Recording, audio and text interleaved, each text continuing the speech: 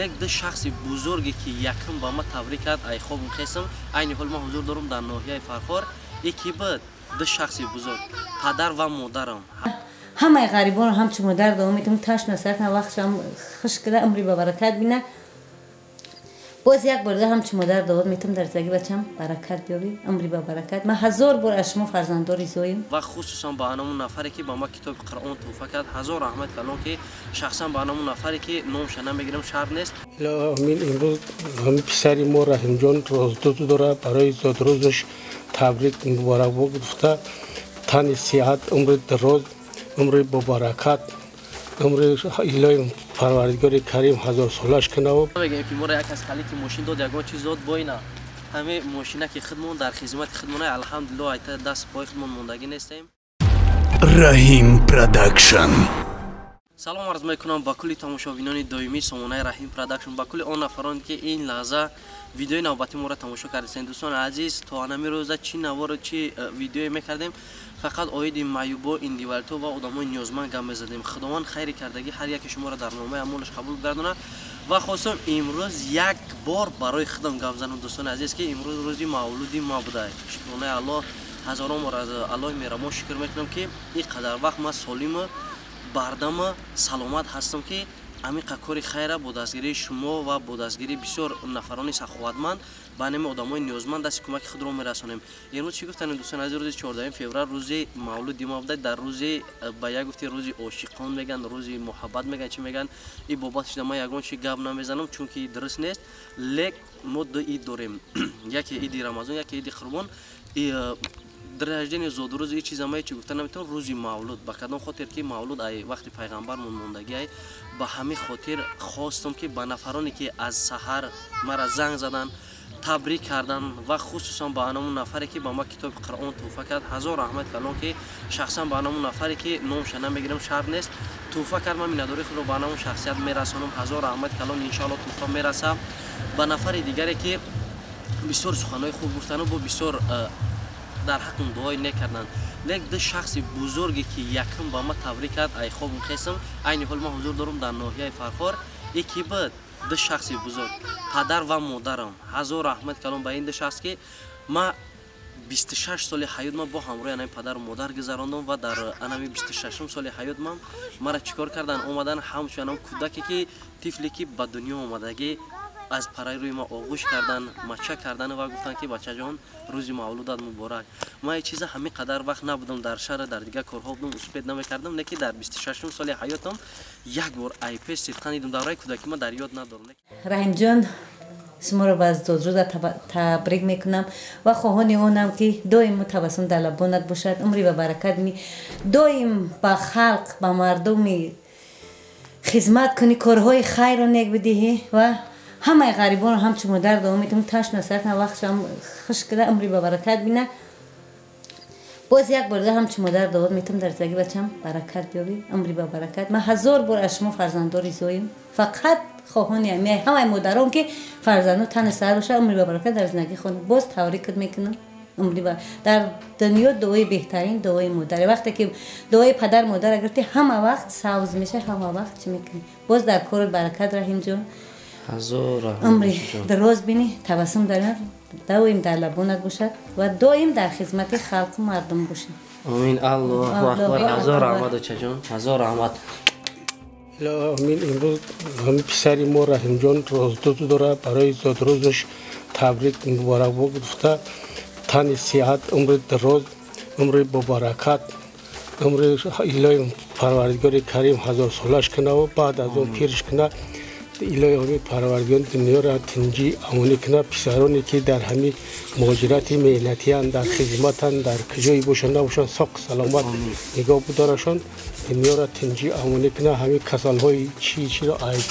تاجیکستان دور کنه و آباد کنه و الهی پروردگار همه پسران مبارک کنه الله اکبر تبریک کردین هر یک کدام شما را ما عطوه دادن نمیتونم در کامنتر نه که همه را گفتنیم که هر یک چیزی که شما می نویسین ما میخونم هر یک پی خوب و بد می نویسین میخونم نفرانی که در اینستاگرام تبریک کردین استوری کردم هزار رحمت کلام اینستاگرام ما دوستان عزیز رحیم پروداکشن میدریم چیکار میکنیم باز دستگیری میکنیم بهترین کار میشه سوال جواب بسیار میشه در حقم دعا کنین دوستان عزیز. یگان چی در کار نیست و امروز ما نمیگیم که ما را یک از خلیک ماشین داد یگان چیز داد با اینا همه ماشینه که خودمون در خدمت خودمون الحمدلله ایت دست پای خودمون موندگی نیستیم. فقط هزار رحمت کلام برای دستگیری برای سخن نیکتون ان شاء الله باوری کامل دارم که همه وقت مرا دستگیری کردین دستگیری میکنین این همه با دستگیری شما میشه. فقط یک چیز خواهش میکنم که در انمی کامنتر بنویسین در حقم دعا کنین در حقم دعا کنین چون که انسانیت با دعا میسازه. به همین خاطر خواستم که این روز مولود با هر یک شما مبارک باد بگم. ان شاء الله همتون که همین روز نصیبی که کسی باشه خداوند نگهبان باشه همه وقت کوشش کنه که یکم دعا را از پدر و مادر بگیرین. دیگر شخصیت خوشون اومدن میگیره. خداوند نگهبان هر یک ما شما باشه با شما بودیم. رحیم زیایف هزار رحمت برای دستگیریتون. خداوند نگهبانتون.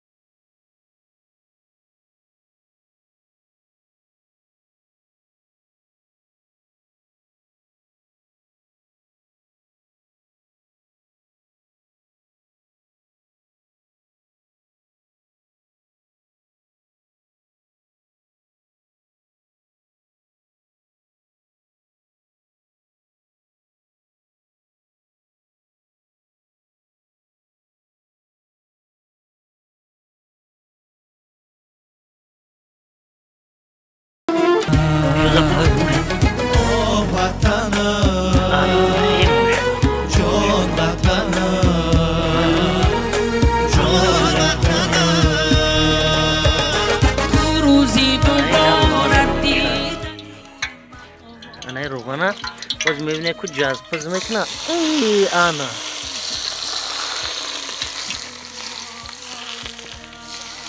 آنا نگولشا پارتو چجو نگولشا پارتو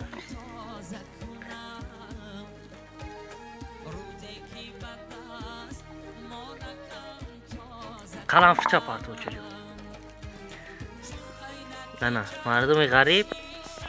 داینامه بار نه کروتوبی و چگی مرحمت.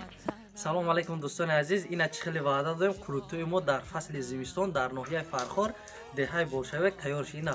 با یک زحمت مهربانی مادر عزیز به هر یک شما مردم غریب اشتیاقی تام آرزومندم بهترین چیز از مادر برای فرزندان نازنینش در این روز برف مبارک برای ما هدیه کرد. خدا نگهبان. ما در اشتیاقی تام شما منم خیلی بکنین در ملک غریب هم باشین بخیر. همه کسا ما شما را انتظاریم. خدا نگهبان. من رفتم.